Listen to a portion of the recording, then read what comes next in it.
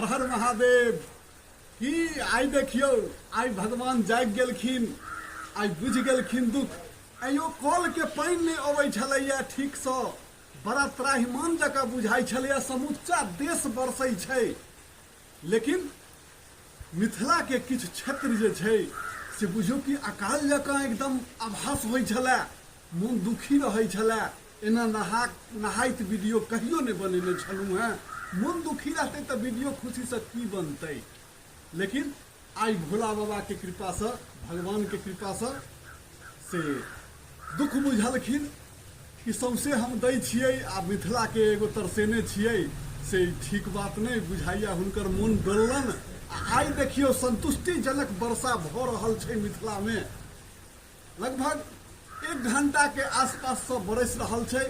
घमासान तो बुझियो 20-25 मिनट बरसलैया आब कनी धीरे धीरे कम भेलैया लेकिन आब मन संतुष्टि है नहीं सो हो भला जते दिक्कत छला आब ई आशा करै छी जे किसानों के किछु मदद भेलै आ इम्हरो हमरो सबके ग्रामीण सबके से अहाँ के पानी से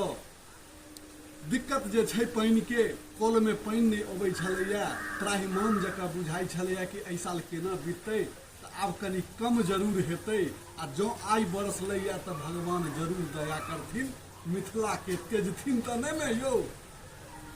हमसब भगवान से मनबै छी